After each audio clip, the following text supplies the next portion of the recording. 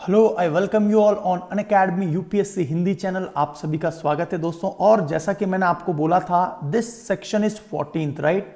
ये 14th part है और हमने जो प्रीवियसली 4 चैप्टर्स डिस्कस किए थे क्लास 7th के, है ना, 4 चैप्टर वी हैव डिस्कस्ड, उनके आज हम लोग सारे MCQs and question and answers को डिस्कस करेंगे।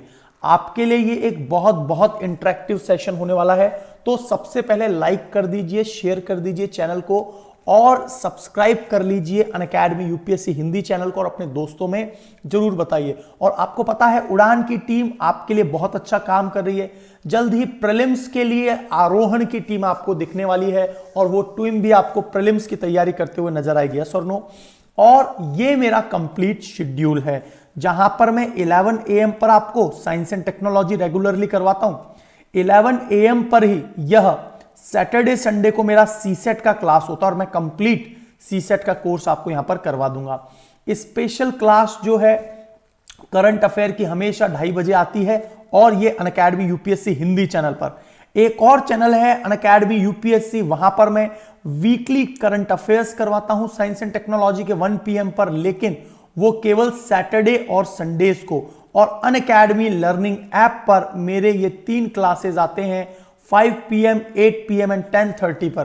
तो आज मैं आपको 5 PM पर अनअकैडमी लर्निंग ऐप पर एनवायरमेंट एंड इकोलॉजी पढ़ाऊंगा और 8 PM पर भी एनवायरमेंट एंड इकोलॉजी की ही क्लास होगी। तो दोस्तों जरूर शेयर कर लीजिए, सब्सक्राइब कर लीजिए और आपको आगे से आगे सभी क्लासेस एनवायरमेंट इकोलॉजी की टोटल मेरी अनअकैडमी लर्निंग ऐप पर 30 क्लासेस हो चुकी है और ये फ्री क्लासेस हैं। आपको एक कंप्लीट पैकेज एनवायरमेंट इकोलॉजी का मेरे द्वारा प्रोवाइड करवा दिया जाएगा। सो शांति सिंह, भुवनेश बंजारे और Mamta Devi, good morning to all of you. चलिए आगे बढ़ते हैं। So just follow me on Rudra Gautam on Unacademy learning app. और देखिए मेरे प्लस के कोर्स भी चल रहे हैं। यदि आप चाहते हैं प्लस कोर्स में आप हैं तो आप मेरे प्लस कोर्स को 5 दिसंबर से स्टार्ट हुआ है, जहां पर आप रेफरल कोड की मदद से आइकॉनिक प्लस और ऑप्शनल सब्सक्रिप्शन प्राप्त कर सकते हैं। सो दोस्तों यहां पर ऑप्शनल का पूरा ऑप्शन है। आप लोगों को लाइव स्ट्रक्चर्ड क्लासेस मिलती है अनअकैडमी लर्निंग ऐप पर, जहां पर 15,000 से भी ज्यादा कोर्सेज हैं और इन सभी को 1 टाइम फी पे करने के बाद में EMI फैसिलिटी की मदद से आप लोग क्या कर सकते हैं, सभी टॉप नॉस्ट एजुकेटर्स ऑफ इंडिया, क्योंकि अनअकैडमी पर सबसे ज्यादा एजुकेटर्स आपको पढ़ाते हुए नजर आएंगे। एक अकेले प्लेटफॉर्म पर आपको हंड्रेड्स ऑफ एजुकेटर्स मिल सकते हैं, जिससे मर्जी आप पढ़ सकते हैं। तो this number of courses are available. देख लीजिए, पॉलिटी गवर्नेंस में ही 330 कोर्सेज हैं। तो history, geography, polity, current affair, environment ecology, science and tech, इतने सारे कोर्सेज हैं कि आपको एक कंप्लीट पैकेज मिल जाता है। और साथ ही साथ डेडिकेटेड प्रीलिम्स के लिए पर डे अब से, क्योंकि 6 महीने बचे हैं, मात्र 6 मंथ बचे हैं, और यदि पर डे आप 3 आवर्स भी पढ़ते हैं, 3 घंटे भी पढ़ते हैं, तो आपका प्रीलिम्स जरूर क्रैक हो जाएगा। यदि आप यूपीएससी सीएससी का सब्सक्रिप्शन लेते हैं तो आप प्लस पर यदि सब्सक्रिप्शन लेते हैं तो आपको live classes, test series, unlimited practice और स्ट्रक्चर्ड शेड्यूल मिलता है। और आप दोस्तों आरपी सर 10, ये अपने आप में गेम चेंजिंग रेफरल कोड हो सकता है, क्योंकि you will get the maximum benefit by it. तो जो 49,500 का कोर्स है, आफ्टर अप्लाइंग दिस कोड आपको ये प्राप्त हो जाएगा। तो सबसे पहले आप अनअकैडमी लर्निंग ऐप डाउनलोड कीजिए, फ्री स्पेशल क्लासेस देखिए, और आप एक जेन्युइन और सीरियस अटेम्प्ट देना चाहते हैं यूपीएससी के लिए, तो आपको जरूर यहां पर सब्सक्रिप्शन लेना चाहिए। और आइकॉनिक में आपको एक डेडिकेटेड कोच मिलता है, पर्सनल कोच, जो आपको live classes, test series, unlimited practice के अलावा वो कोच आपके आंसर राइटिंग को करवाने में मदद करता है। Again RP sir 10 referral code आपको याद रखना है और you will gain the maximum benefit. जब भी आप अप्लाई करें, एक बार मुझे किसी भी माध्यम से मुझे सर्च कर लीजिए, सोशल मीडिया साइट्स वगैरह पर मेरे नाम से सर्च कर लीजिए। आप मुझसे पर्सनली सजेशन भी ले सकते हैं, राइट। तो इसी प्रकार से जो ऑप्शनल है, ऑप्शनल में डेडिकेटेड भारतवर्ष के टॉप नॉस्ट एजुकेटर्स ऑप्शनल भी पढ़ा रहे हैं। यहां पर भी आप instantly 10% discount plus maximum benefit by my referral code, तो आप एक बार मुझसे पूछ सकते हैं कि सर आप ऐसा क्या करने वाले हैं, तो वो आप मुझे पर्सनली भी पूछ सकते हैं। तो यहां तक सारी बात हो गई आपकी। तो चलिए अब हम लोग क्लास को स्टार्ट करते हैं, और जैसा कि मैंने प्रॉमिस किया था कि आज एमसीक्यूज पर डिस्कशन होगा, राइट, एमसीक्यूज पर डिस्कशन होगा। तो एमसीक्यूज का मतलब क्या हो गया कि हम लोग आज जितना भी सेक्शन है उसमें हम लोग अलग अलग, जैसे मैंने आपको मैंने केमिकल चेंज और फिजिकल चेंज ये पढ़ा दिया था, राइट, तो इस पर चर्चा कर लेते हैं। तो देखिए, रासायनिक परिवर्तन होता है केमिकल चेंज। क्रिस्टलीकरण का सबसे बढ़िया उदाहरण मैं कई बार देता हूं आपको, K2SO4 डॉट Al2SO4 Al2SO4 का होल ट्राइस डॉट 24H2O। ये 24H2O क्या है? ये क्रिस्टलाइज्ड वाटर ही है।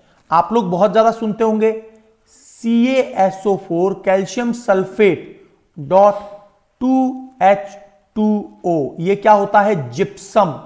तो यहां पर ये जो डॉट 2H2O है ये क्या है? ये क्रिस्टलाइज्ड है, ठीक है। तो आपको यहां पर ये बात क्लियर हो गई। क्रिस्टलीकरण, भौतिक परिवर्तन क्या होता है?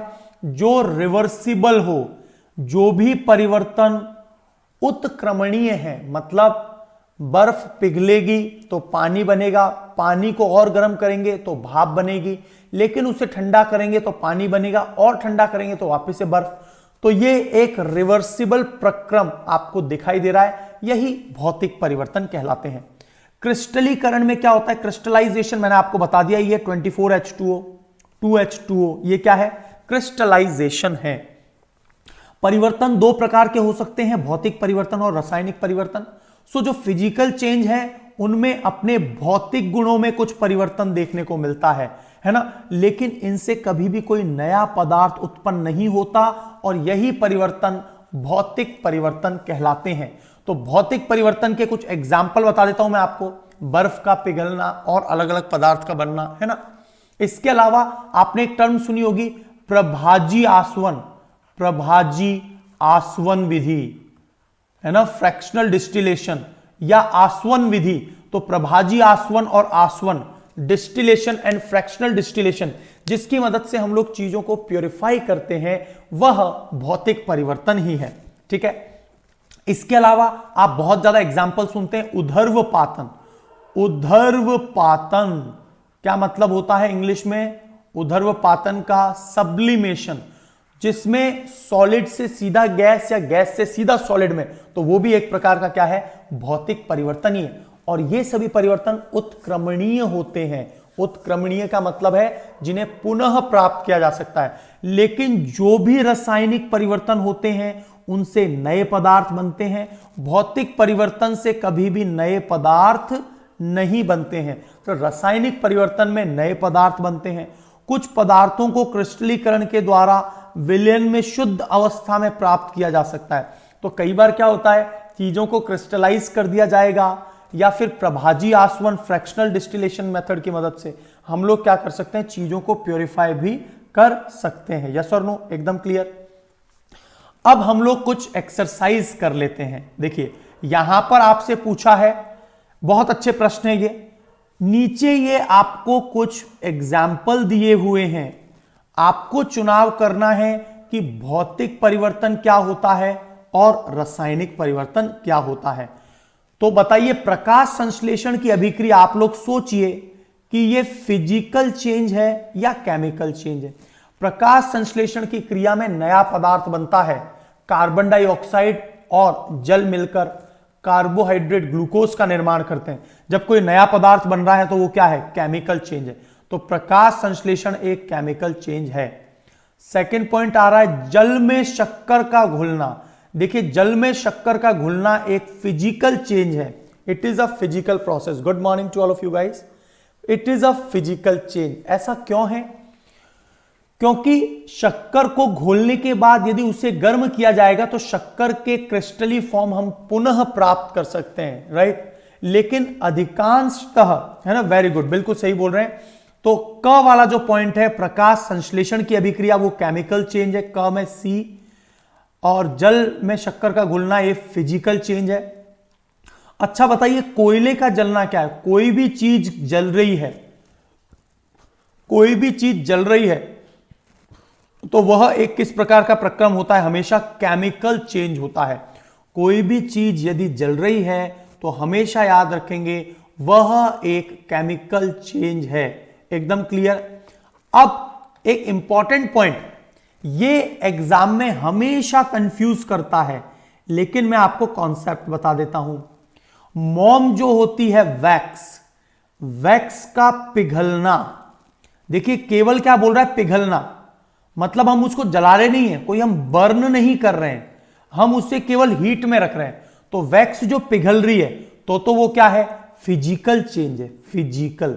तो यहां पर आंसर क्या आएगा दोस्तों? मोम का पिघलना एक फिजिकल चेंज है। एकदम क्लियर, मोम का पिघलना एक फिजिकल चेंज है। लेकिन मैं ये बोलूं कि मोम को, वैक्स को गर्म किया, मतलब लौ लगा दी, आंच लगा दी, अब वहां पर वो जल रही है, राइट। और इस केस में क्या होता है? मोम के जो लौ है, लौ कब होगी? जब इसके कुछ पदार्थ जलने लगेंगे। तो मोम का पिघलना तो फिजिकल है, लेकिन मोम में यदि लौ लगा दी, हमने आग लगा रखी है, तो वह एक केमिकल चेंज है, क्योंकि नया पदार्थ प्राप्त हो जाएगा। तो ये दोनों पॉइंट क्लियर हो गए। तो आपको क्या समझ में आ गया कि मोम को का पिघलना तो फिजिकल है, लेकिन मोम को गर्म करना, गर्म करना मतलब उस पर लौ लगा देना, वह एक केमिकल चेंज है। एकदम क्लियर। अब बताइए, एल्यूमिनियम के टुकड़े को पीट कर एक पतला फॉइल, एल्यूमिनियम फॉइल में हम लोग खाना ले जाते हैं, क्योंकि वो क्या होता है? एंटीबैक्टीरियल रहता है। तो हम लोग खाने को एक एल्यूमिनियम फॉइल में लेकर जाते हैं। इसके पीछे कारण क्या है? क्योंकि एल्यूमिनियम एंटीबैक्टीरियल होता है। तो यहां पर एल्यूमिनियम के टुकड़े को पीस पीस कर फॉइल बना दिया, तो अपने आप में यह एक प्रकार का भौतिक फिजिकल चेंज है, फिजिकल चेंज है। यस और नो? एकदम सिंपल। अच्छा, भोजन का पाचन, देखिए भोजन का पाचन में हम लोग कार्बोहाइड्रेट खा रहे हैं, प्रोटीन खा रहे हैं और वसा खा रहे हैं। इनसे नया लेवल का पदार्थ बनता है, जैसे एमिनो एसिड, ग्लूकोज और वसीय अम्ल। तो इसीलिए यह प्रक्रम एक इरिवर्सिबल है, केमिकल चेंज है। तो समस्त रासायनिक परिवर्तन क्या कहलाते हैं? अनुत्क्रमणीय, और उनसे पुनः पहले वाले पदार्थ को प्राप्त नहीं किया जा सकता। और भौतिक परिवर्तन में हम पुनः पहले वाले पदार्थ को प्राप्त कर सकते हैं। तो बिल्कुल आप बहुत अच्छा पार्टिसिपेशन कर रहे हैं, इसी तरह से पार्टिसिपेशन करते रहिए। Very good, very good. चलिए अब आगे बढ़ते हैं। निम्नलिखित कथन में कौन सा सत्य है और कौन सा असत्य है, इस पर हम लोग बात कर लेते हैं। तो देखिए, लकड़ी के लट्ठे को टुकड़ों में काटना, क्या यह एक रासायनिक परिवर्तन हो सकता है? किसी भी चीज को आप चॉप डाउन कर रहे हैं, कट कर रहे हैं, रासायनिक नहीं हो सकता है ना, क्योंकि उसमें कोई रासायनिक परिवर्तन तो है नहीं, केमिकली चेंज नहीं, नया पदार्थ नहीं बन रहा। तो यह असत्य है। ठीक है। पत्तियों में खाद बनने से जो बनाना एक भौतिक परिवर्तन है? नहीं भाई, पत्तियों के अंदर फर्मेंटेशन होगा, किण्वन होगा, छोटे जीवाणु, सूक्ष्म जीव उसको परिवर्तित करेंगे। तो पत्तियों का खाद में बनना यह भी असत्य है ना। पत्तियों का खाद में बनना एक रासायनिक परिवर्तन है। लकड़ी के लट्ठों को टुकड़ों में काटना यह एक भौतिक प्रक्रम है। वेरी गुड, वेरी गुड, बहुत बढ़िया पार्टिसिपेशन कर रहे हैं, इसी तरह से करते रहिए। अब बात आ रही है, जस्ते लेपित लोहे के पाइप में आसानी से जंग नहीं लगती। बिल्कुल सही बात है। जो लोहा होता है दोस्तों, फेरस, उसमें हम लोग कई बार क्रोमियम मिलाते हैं। यदि लोहे में क्रोमियम मिलाया जाए तो उससे स्टेनलेस स्टील बनेगा, जंग रोधक लोहा। तो यह बिल्कुल सही बात है। लोहे के ऊपर यदि इलेक्ट्रोलाइसिस प्रोसेस करके, कौन सा? इलेक्ट्रोलाइसिस प्रोसेस करके, या फिर हम कह सकते हैं विद्युत अपघटन करके, विद्युत अपघटन करके, है ना, इलेक्ट्रोलाइसिस या विद्युत अपघटन करके हम लोग क्या प्राप्त कर सकते हैं? लोहे पर एक पतली दीवार प्राप्त कर सकते हैं, जो कि जिंक की होती है। और जिंक क्या, यही क्या है? तो बिल्कुल जिंक लगने पर जो है, ये सत्य कथन है एकदम, पहले दो क और ख असत्य हैं। फेरस पर क्रोमियम, ये क्या है? एकदम क्लियर हो रही है बात? बिल्कुल, बहुत बढ़िया बहुत बढ़िया। अब आगे चलते हैं, कुछ और पॉइंट पर चर्चा कर लेते हैं। एक भी पॉइंट आपको मतलब क्या है कि इस प्रकार के प्रश्न आते हैं, आपका कॉन्सेप्ट बहुत अच्छा हो जाएगा। इसीलिए एनसीईआरटी के एमसीक्यूज को हमें ज्यादा ज्यादा करना चाहिए। किरण कुमारी जी बोल रहे हैं खम्मा गणी, खम्मा गणी जी, खम्मा गणी, हम भी राजस्थान के हैं। केसरिया बालम पधारो पधारो मारे देश। तो ये राजस्थान का जो कल्चर है, हमेशा से आपने सुना होगा, म्हारो राजस्थान और रंगीलो राजस्थान, है ना। तो चलिए, खम्मा घड़ी सभी को। तो जस्ता जो है, जस्ता लोहे पर जंग नहीं लगने देता। लोहा और जंग एक ही पदार्थ हैं? बिल्कुल नहीं, लोहा फेरस होता है। और दूसरा, लोहे में यदि जंग लगती है तो उसके पीछे कारण होता है ऑक्सीजन और मौजूद जल। इसके कारण लोहा FeOH का होल ट्वाइस या थ्राइस बन जाता है, राइट। और इसीलिए जंग लग जाती है। तो लोहा तो ये होता है, लेकिन FeOH का होल ट्वाइस, ठीक है, बिल्कुल, है ना।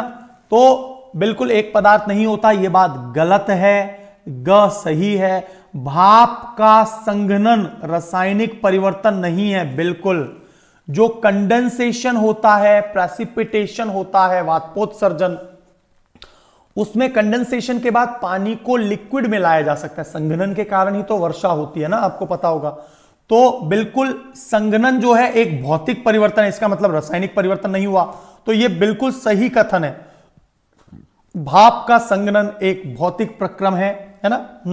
ठीक है, चलो, बहुत बढ़िया बहुत बढ़िया। आगे चलें, आगे चलें। चलिए, अभी ऐसे हमको 4 चैप्टर्स करने हैं। तो अब देखिए, जब कार्बन डाइऑक्साइड को चूने के पानी में प्रवाहित किया जाता है तो वह दूधिया हो जाता है।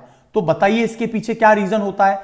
जब चूने के पानी में हम लोग कार्बन डाइऑक्साइड को मिलाते हैं तो वो क्या बन जाता है? तो आपको पता होगा, यह प्रक्रम कहलाता है कैल्शियम कार्बोनेट, है ना, CaCO3। तो यही कैल्शियम कार्बोनेट दूधिया, ठीक है, बिल्कुल, उससे फिर पानी में परिवर्तन हो सकता है, इसीलिए वो फिजिकल प्रोसेस है। Very good. अब बात आ रही है, खाने के सोडे का रासायनिक नाम क्या है? खाने का सोडा का रासायनिक नाम क्या है? तो आप क्या बोलेंगे? Sodium bicarbonate. यस और नो? सोडियम बाइकार्बोनेट, बाइकार्बोनेट, ये इसका नाम है। बहुत सिंपल है ना, सोडियम बाइकार्बोनेट। तो सोडियम बाइकार्बोनेट का फॉर्मूला क्या होता है? NaHCO3, जिसे हम खाने का सोडा भी कहते हैं। और एक होता है धावन सोडा, उसका फॉर्मूला क्या है? Na2CO3। और Na2CO3 का मतलब क्या है? सोडियम, है ना, सोडियम कार्बोनेट, और इसे हम लोग कहते हैं धावन सोडा। इसे हम लोग कहते हैं धावन सोडा। यस और नो? बहुत बढ़िया, वेरी गुड। NaHCO3। ऐसी जो 2 विधियां जिससे लोहे पर लगने वाली जंग से बचाया जा सकता है, तो आप क्या बताएंगे? पहला तो है लोहे के जंग लगने के लिए वार्निश कर दीजिए, पेंट कर दीजिए। दूसरा गैल्वेनाइजेशन, गैल्वेनीकरण, है ना। और इससे क्या होता है? हम लोग लोहे के बाहर जिंक की परत चढ़ा देते हैं। अब आप बोलेंगे जिंक की ही क्यों चढ़ाते हैं? एक तो जिंक जो है वो लेस रिएक्टिव है, कम क्रियाशील है, और आसानी से इसका इलेक्ट्रोलाइसिस, विद्युत अपघटन भी संभव है। देखिए, विद्युत अपघटन अपने आप में एक बहुत महंगा प्रोसेस है।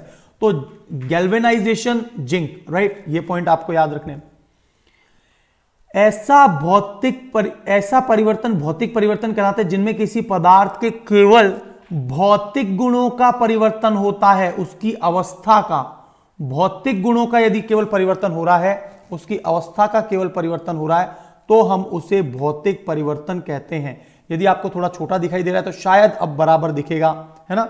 चलिए, गुड मॉर्निंग काजी साहब, गुड मॉर्निंग। तो अब बात करते हैं ऐसे परिवर्तन भौतिक परिवर्तन कहलाते हैं जिनमें किसी पदार्थ के केवल भौतिक गुणों का परिवर्तन हुआ हो, वो क्या कहलाएंगे, ठीक है। ऐसे परिवर्तन जिसमें नए पदार्थ ही बन जाएं, वो रासायनिक परिवर्तन। तो आपको यह बात क्लियर हो गई, भौतिक परिवर्तन में कभी भी नए प्रकार के पदार्थ नहीं बनते हैं, है ना, ठीक है। ये सारी बातें क्लियर हो गई। अब देखिए नींबू का रस, लेमन जूस में हम लोग क्या मिला रहे हैं, खाने का सोडा। तो खाने का सोडा क्या होता है, लेमन जूस में यदि NaHCO3 मिलाया जाएगा क्या होगा बताओ। तो यहां पर बुलबुले निकलते हैं। तो एक्चुअल में ये जो खाने का सोडा है उसमें से ये कार्बन डाइऑक्साइड गैस निकलती है और इसीलिए बुलबुले निकलते हैं। तो याद रखना, नींबू के रस में जब भी खाने का सोडा मिलाया जाता है तो कार्बन डाइऑक्साइड की बुलबुले जैसी गैसें निकलना स्टार्ट हो जाती है। अब देखिए बहुत बढ़िया है क्वेश्चन, जब कोई मोमबत्ती जलती है तो भौतिक और रासायनिक दोनों प्रकार के परिवर्तन होते हैं। इन परिवर्तनों की पहचान कीजिए। ऐसे किसी प्रक्रम के एक और उदाहरण को दीजिए जिसमें भौतिक और रासायनिक परिवर्तन दोनों होता है। बहुत अच्छा प्रश्न है, मैं आपको इसका एक्सप्लेनेशन ऑलरेडी दे चुका हूं कि जब हम लोग मोमबत्ती की बात करते हैं, कैंडल बर्निंग, तो बिल्कुल दोनों प्रक्रम होता है ना। तो यहां पर आपको दो चीजें एकदम क्लियरली समझ में आ रही होंगी कि यदि मोमबत्ती पिघलती है, केवल और केवल मोमबत्ती यदि पिघल रही है गर्मी के कारण, ठीक है, तो वो क्या है, सिंपली अपने रूप का सॉलिड जो रूप है ठोस वाला उसको लिक्विड में कर रही है। तो लिक्विड वाला पुनः सॉलिड में हो जाता है, कुछ देर के बाद मोमबत्ती जलने लगती है। लेकिन मोमबत्ती की जब लौ होती है ऊपर, तो एक्चुअल में बहुत सारे कार्बनिक पदार्थ जलते हैं। देखिए कोई भी लौ जल रही है उसके पीछे कारण क्या हो सकता है, कहीं ना कहीं कोई कार्बनिक पदार्थ जल रहे हैं, और जब भी कोई कार्बनिक पदार्थ जलता है तो उसे हम पुनः प्राप्त नहीं कर सकते, और इसीलिए मोमबत्ती का जलना एक भौतिक और रासायनिक परिवर्तन दोनों कहलाता है। यह बहुत इंपॉर्टेंट है। अब किरण कुमारी जी का एक बहुत अच्छा प्रश्न आया कि जो कपूर होता है कैम्फर, उसमें क्या होता है बेटा कपूर में, और मैं आपको पूरी पॉइंट क्लियर कर देता हूं। कपूर गौरव कर्णावतारम, अमिताभ बच्चन की आवाज में बहुत बढ़िया गाया हुआ है, तो कपूर के ऊपर बात कर लेते हैं। कैम्फर, कैम्फर के अंदर हम लोग बात करें तो कपूर जब भी गर्म करते हैं तो कपूर क्या होता है, सॉलिड होता है। गर्म करते हैं तो सीधा गैस में तब्दील हो जाता है। वे सभी पदार्थ जो सॉलिड से सीधा गैस में परिवर्तित हो जाते हैं वो ऊर्ध्वपातन, ऊर्ध्वपातन का मतलब होता है सब्लिमेशन।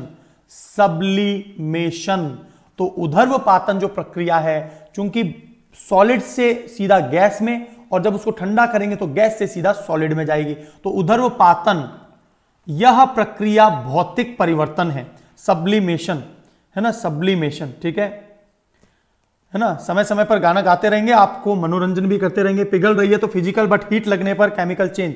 वेरी गुड, साना खान ने बहुत बढ़िया। देखिए कमेंट बॉक्स में देखिए बहुत अच्छे अच्छे आंसर्स चल रहे हैं। तो कपूर हुआ, अमोनियम क्लोराइड हुआ, NH4Cl हुआ, राइट। इसके अलावा हमारा जो कार्बन डाइऑक्साइड है सीधा ठोस में, शुष्क बर्फ, आपको पता है ना जब ये ठंडी हो जाती है -80 डिग्री सेंटीग्रेड के करीब, माइनस एग्जैक्टली क्या होता है, देखिए दोस्तों ध्यान से सुनिए, कार्बन डाइऑक्साइड जो है ना -79 डिग्री सेंटीग्रेड पर ठोस बन जाती है और CO2 की गैस अवस्था नहीं आती है। याद रखना, कार्बन डाइऑक्साइड सीधा गैस से ठोस में परिवर्तित होती है।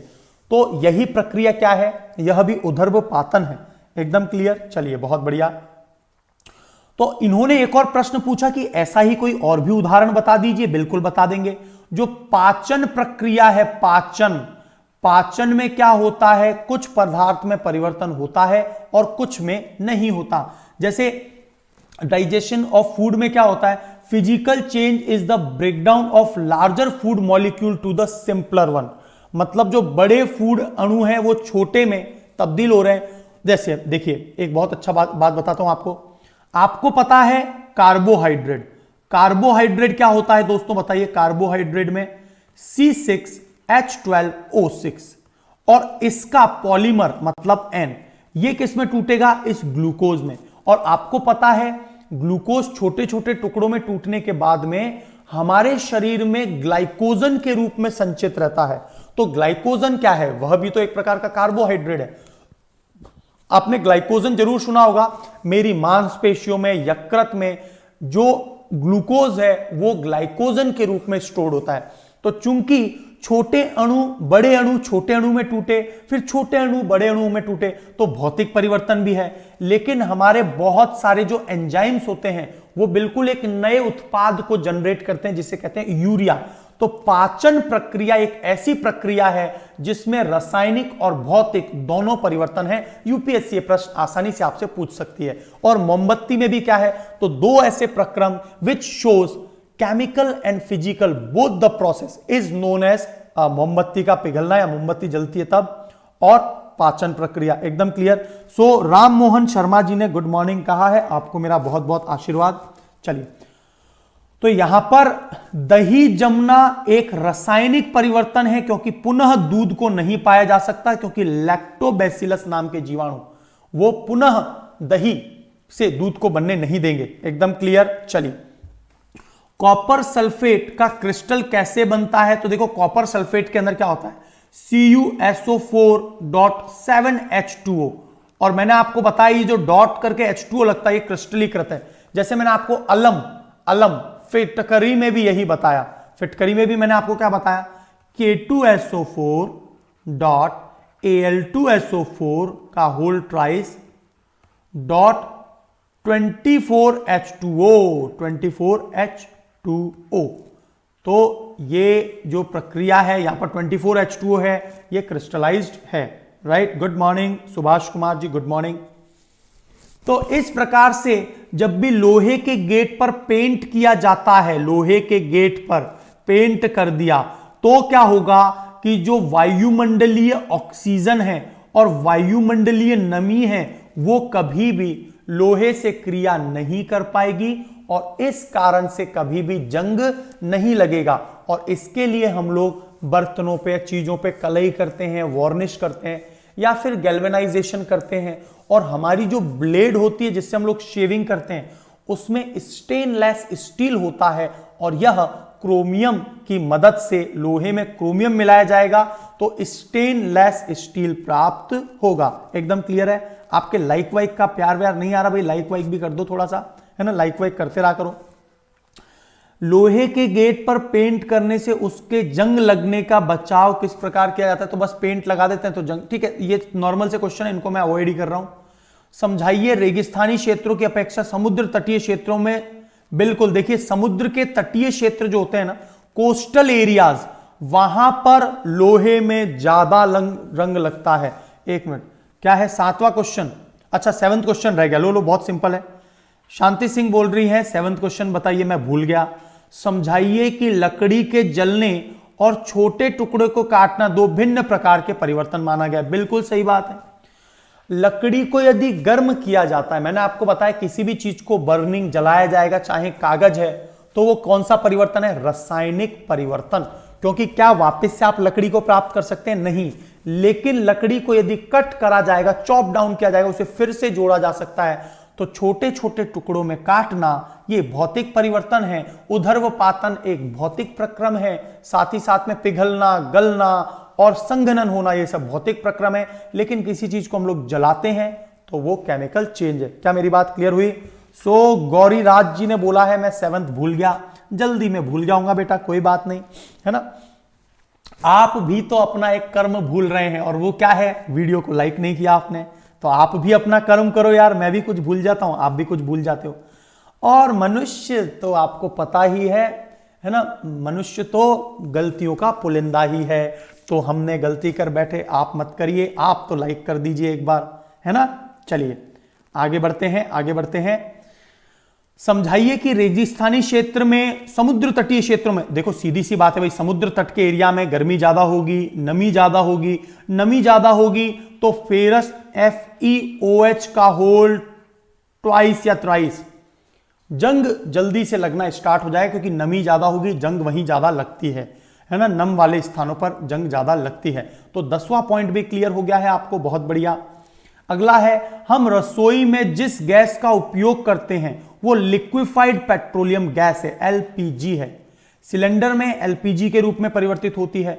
सिलेंडर से बाहर आते ही गैस परिवर्तित हो जाती है, फिर यही गैस जलती भी है। निम्नलिखित में से कौन सा कथन इसके लिए सही है?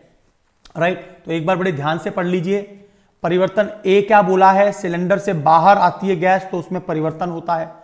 देखिए, सिलेंडर से जब गैस बाहर आ रही है उसे बोलते हैं डिफ्यूजन, डिफ्यूजन या वी कैन से विसरण, विसरण, ठीक है। और उसके बाद फिर गैस जलती है।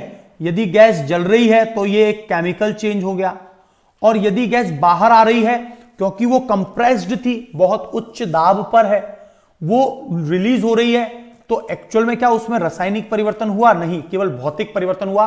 उसको संघनित, कंप्रेस्ड किया गया था, अब उसको लूज कर रहे हैं। राइट, तो अब बताइए, अब तो आप आंसर दे सकते हैं, तो इनमें से कौन सा कथन बिल्कुल सत्य है?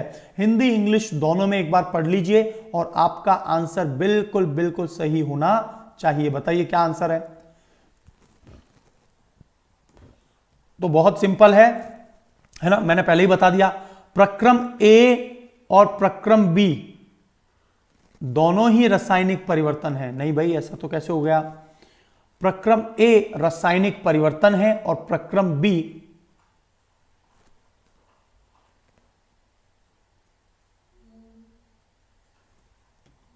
बताइए क्या होगा? क्या होगा बताइए? तो यहां पर बिल्कुल दोनों वाला केस नहीं है, केवल प्रक्रम बी रासायनिक होगा। यदि यहां पर यह बोला होता प्रक्रम ए एक भौतिक प्रक्रम है और प्रक्रम बी एक रासायनिक प्रक्रम है, तब बिल्कुल बात सही होती। लेकिन यहां पर आपका आंसर आएगा ख। वेरी गुड, बहुत बढ़िया, क्योंकि डिफ्यूजन आपको पता है। विसरण क्या होता है? विसरण तो एक भौतिक प्रक्रम है ना। इसी प्रकार से दूसरा प्रश्न आ रहा है, बड़े ध्यान से पढ़िए, आपके लिए बिल्कुल इस प्रकार के एनसीईआरटीज में एमसीक्यूज हैं, है ना। और अपने दोस्तों में जरूर शेयर करना। यदि वीडियो आपको अच्छा लग रहा है, एक कंप्लीटनेस लग रही है, तो अपने दोस्तों में जरूर शेयर करना वीडियो को। अवायवीय जीवाणु जैविक अपशिष्ट पदार्थों को अपघटित करके जैव गैस, बायोगैस बना लेते हैं। ये तो हो गया पहला प्रक्रम। बिल्कुल गौरीराज जी, बी ही सही था पहले वाले प्रश्न का। अब आप सेकंड वाले का आंसर दीजिए। फिर जैव गैस ईंधन में जलाई जाती है तो वो परिवर्तन बी है। तो बताइए ये कौन सा परिवर्तन है? जल्दी बताइए, जल्दी बताइए। क्वेश्चन नंबर 12 का आंसर आपको बतलाना है और इसके बाद हम अगले चैप्टर पर, मतलब मैंने फिजिकल और केमिकल चेंज पूरा आपको एमसीक्यू थ्योरेटिकली समझा दिया है। अभी तक कोई आंसर नहीं आ रहा है बेटा, क्या कर रहे हैं आप? अभी तक कोई आंसर नहीं आ रहा, कोई बात नहीं। तो जो प्रक्रम ए है, good morning Kailash Raj ji, question का आंसर बताइए बेटा, क्या अभी जुड़े हैं आप? तो पहले बता दूं, प्रक्रम ए बायोगैस बन रहा है किससे? फर्मेंटेशन से। किससे बन रहा है? फर्मेंटेशन से बन रहा है। तो जब फर्मेंटेशन है तो इसका मतलब उसने, देखिए जो सड़े गले मरे जीव होते हैं, नो ए फिजिकल चेंज नहीं है दीपा उपाध्याय जी, ए भी केमिकल चेंज है, क्योंकि जो सड़े गले मरे जीव होते हैं उसको, सड़े गले मरे जीव होते हैं उसको एनॉर्बिक रेस्पिरेशन की मदद से ये जीवाणु क्या करते हैं, उसमें मीथेन गैस उत्पन्न होती है। तो बायोगैस में याद रखना 60% CH4 होती है। तो ये भी पहला भी केमिकल चेंज है। ओहो, भुवनेश कुमार जी ने तो बहुत ही कहर ढा दिया है। भुवनेश कुमार जी की चीजों पर तो दाद देनी पड़ेगी भाई, उन्होंने ग बना के भेजा है। ये बिल्कुल बहुत आगे जाएंगे, इन्होंने ग बनाकर भेज दिया। बताइए कितनी मेहनत करते हैं लोग, है ना। ग, वेरी गुड। तो बिल्कुल भुवनेश कुमार जी आपका ग बिल्कुल सही है। क ख ग सी आंसर सही है, बहुत बढ़िया।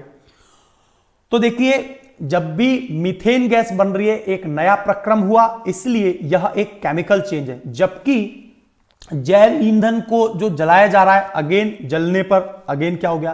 तो डी नहीं है बेटा, दोनों ही प्रक्रम रासायनिक हैं क्योंकि इरिवर्सिबल हैं। क्या मैं बायोगैस को वापस से क्या जीव जंतु बना सकता हूं क्या? जिन जीव जंतुओं को सड़ाया गया है, फर्मेंटेशन हुआ है सूक्ष्म माइक्रो ऑर्गेनिज्म ने, क्या मैं उससे पुनः वो जीव जंतु प्राप्त कर लूंगा मीथेन गैस से? नहीं कर पाऊंगा। तो CH4 मीथेन गैस होती है। आपको दो इंपॉर्टेंट पॉइंट याद करवा देता हूं। जो बायोगैस होती है उसमें सबसे बड़ा घटक होता है मीथेन, CH4। और जो भी हम लोग पढ़ते हैं कंप्रेस्ड नेचुरल गैस, इसमें मीथेन CH4 की मात्रा 85% होती है, बायोगैस में 60% होती है। ये दोनों पॉइंट भी आप याद रखना। तो फर्स्ट आंसर ममता ने दिया है। वेरी गुड, ममता जी को बहुत बहुत कॉन्ग्रेचुलेशन। ममता जी, आपसे पहले भी भुवनेश ने ग बताया है। देखिए बेटा, है ना? और भी पहले दिया था क्या आपने? ठीक है, बहुत बढ़िया बहुत बढ़िया बहुत बढ़िया। ऐसे पार्टिसिपेशन करिए। फर्स्ट आंसर बेटा भुवनेश ने ग दिया है, कोई बात नहीं। फर्स्ट और लास्ट का यहां मैटर नहीं है, एग्जाम में एक्यूरेसी मैटर्स। आपने कितने सही आंसर दिए हैं उतना ही क्लोज होगा आपका सिलेक्शन। तो ये पूरा जो चैप्टर है 7th क्लास का थ्योरी चैप्टर सब कुछ कवर कर लिया है। भौतिक और रासायनिक परिवर्तन क्या आपको क्लियर हो गया है? यदि हो गया है तो अपने दोस्तों में भी शेयर करना। अब मैं सेकंड लेक्चर पर आ रहा हूं, राइट? ये आ गया सेकंड चैप्टर। अब हम लोग बात करने वाले हैं, क्योंकि मैंने ये थ्योरेटिकली आपको प्रीवियस क्लास में पढ़ा दिया था, मेरे कंप्लीट एनसीईआरटी के सेक्शन में कवर कर रहा हूं यहां पर। तो अब जो सेक्शन है वो है मौसम जलवायु के अनुरूप जंतुओं का अनुकूलन। ये कंप्लीट चैप्टर थ्योरेटिकली में कल वाली क्लास में, प्रीवियस वाली क्लास में करवा चुका हूं। अब इसके भी एमसीक्यूज देख लेते हैं ताकि एक एक पॉइंट कवर हो जाए, कुछ भी चीज ना छूटे हमारी लाइफ में, है ना? तो जैसे बोलते हैं ना, बहुत शानदार बात बोलते हैं कि एक भी कड़ी ना टूटे, किसकी? पोलियो की खुराक पिलाएं। तो उसी प्रकार से एक भी पॉइंट हम नहीं छोड़ेंगे यहां। तो अनुकूलन, जलवायु, मौसम के घटक, आर्द्रता, ह्यूमिडिटी, मैंने बात करी है इन पर। ध्रुवीय क्षेत्र, प्रीवियस लेक्चर जिसने लिया है सबको याद आ रहा होगा। उष्ण कटिबंधीय वर्षावन मौसम, उष्ण कटिबंधीय क्षेत्र, ये सब हमने डिस्कस किया था अपने प्रीवियस लेक्चर में। तो एक बार छोटी छोटी मगर मोटी बातें, जैसे शक्तिमान कहते हैं ना, शक्तिमान क्या कहते हैं? छोटी छोटी मगर मोटी बातें। तो किसी स्थान पर तापमान, आर्द्रता, वर्षा, पवन, ये सभी पवन वेग, ये सभी क्या करते हैं? ये सभी वायुमंडल में जो दिन प्रतिदिन डे टू डे जो फिनोमिना होता है ना दोस्तों, डे टू डे फिनोमिना, वो होता है मौसम या फिर वेदर। जबकि क्लाइमेट जो होता है ना वो 20 से 30 साल की अवधि का होता है। तो सामान्यतः जो मौसम बनते हैं, है ना, मौसम सामान्यतः किन्हीं 2 दिन अथवा सप्ताह दर समान नहीं रहता। और दो महीने के अंदर, तो आपको पता है पूरे एक वर्ष में हम लोग कुल कितने मौसम देखते हैं? 6, है ना? शरद, शिशिर, बसंत, ग्रीष्म, वर्षा, इस प्रकार से 6, है ना? तो दिन में तापमान अधिक रहता है, रात में कम रहता है, सभी को पता है, क्योंकि सूर्य की सीधी किरणें आ रही हैं। वर्ष भर सूर्योदय सूर्यास्त समय में परिवर्तन होता रहता है। इसके पीछे कारण क्या है? पृथ्वी 23.5 डिग्री पर झुकी हुई है। जब सूर्य कर्क रेखा के ऊपर आता है तो बाकी जगह पर इंक्लाइंड एंगल बन जाता है ना? और दीर्घ अवधि, है ना, उष्ण कटिबंध और ध्रुवीय क्षेत्र, दो ऐसे क्षेत्र हैं जहां पर चरम जलवायवीय स्थिति पैदा होती है। चरम का मतलब एक्सट्रीम क्लाइमेट और वेदर। वो क्या है कि वहां पर रहने योग्य इतना आसानी नहीं है, इतने आसान तरीके से जीव जंतु नहीं रह सकते हैं। तो ये सारी बातें वैसे थ्योरेटिकली हमने सब कुछ पढ़ लिया था। अलग अलग जंतुओं में अलग अलग प्रकार के रहने, आवास के, है ना, हम लोग एमसीक्यूज पर आ जाते हैं, राइट? चलिए, तो सबसे पहली बात आ रही है, उन घटक के नाम बताइए जो किसी स्थान के मौसम को निर्धारित करते हैं। उन सभी घटक के नाम बताइए जो किसी मौसम के स्थान को जो है निर्धारित करते हैं। तो आप क्या आंसर बताएंगे? टेम्परेचर, तापमान, तापमान सबसे पहले, है ना। उसके बाद में ह्यूमिडिटी, आर्द्रता किसी भी क्षेत्र की, है ना, मौसम को।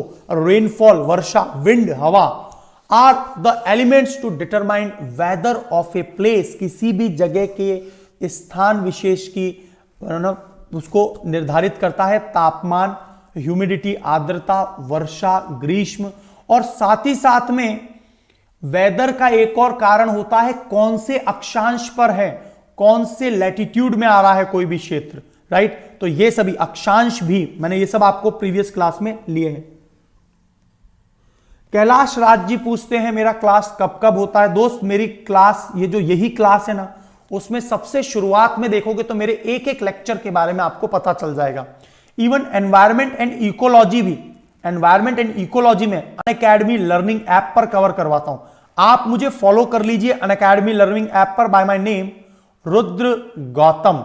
आप सर्च करना रुद्र गौतम और आप वहां पर मेरी 3-4 क्लासेस डेली बेसिस पर अनअकैडमी लर्निंग ऐप पर भी देख सकते हैं।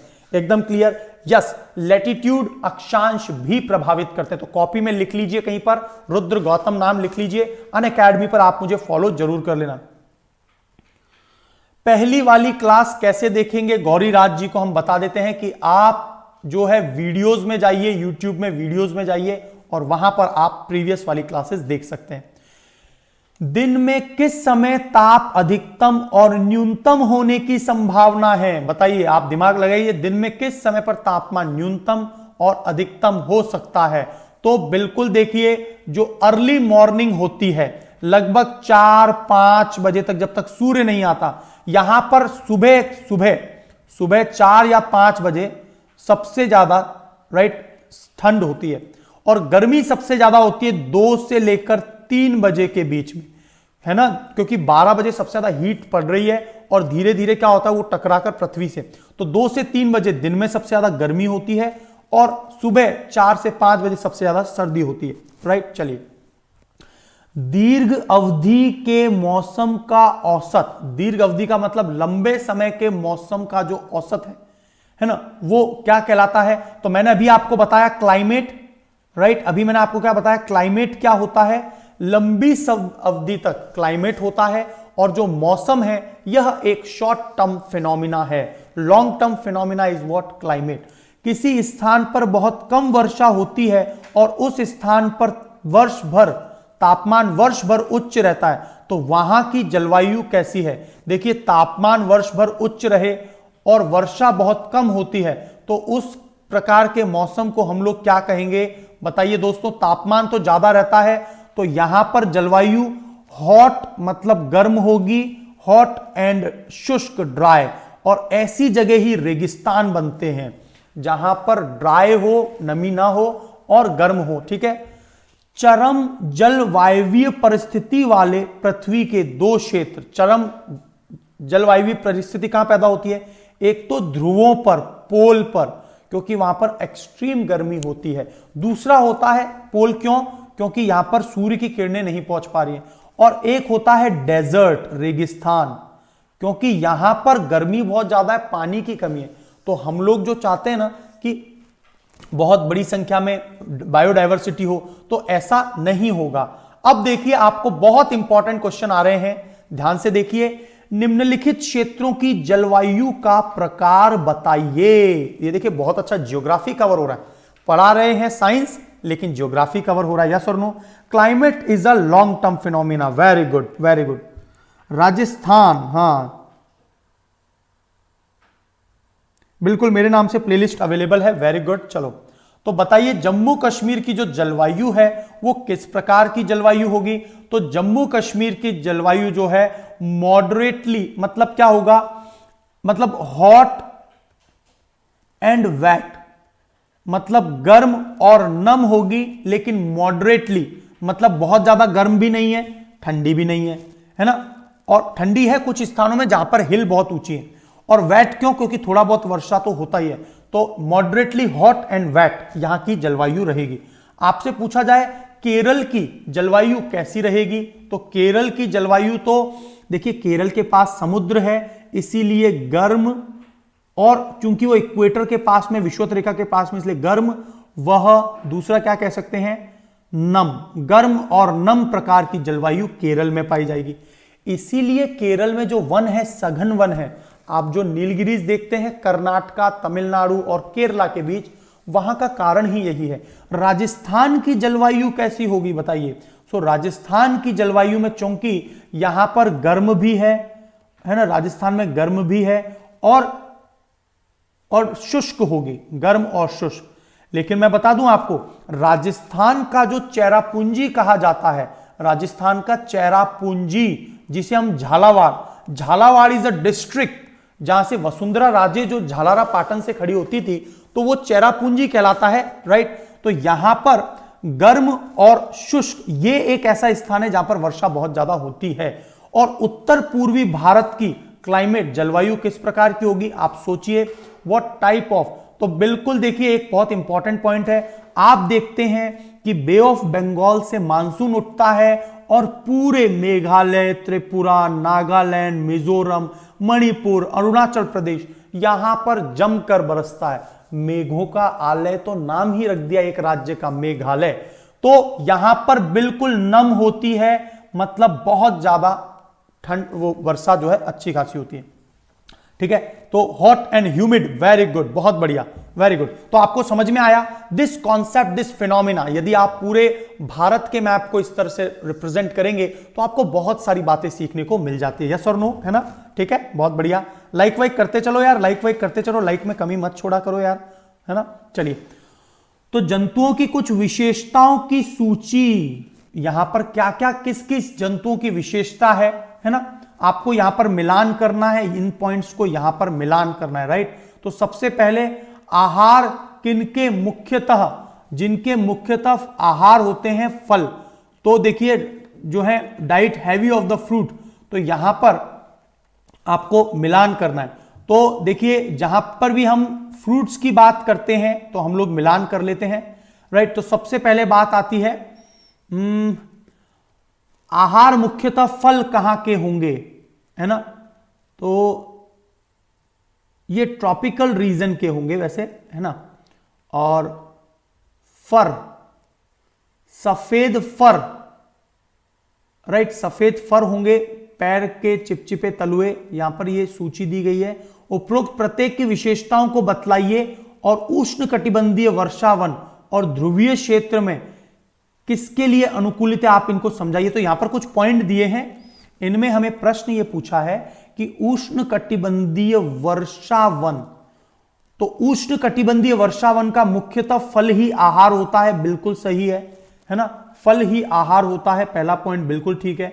सेकंड पॉइंट आ रहा है, जो व्हाइट फर हैं, सफेद फर, ये पोलर रीजन के, ध्रुवीय क्षेत्र के होते हैं, ठीक है।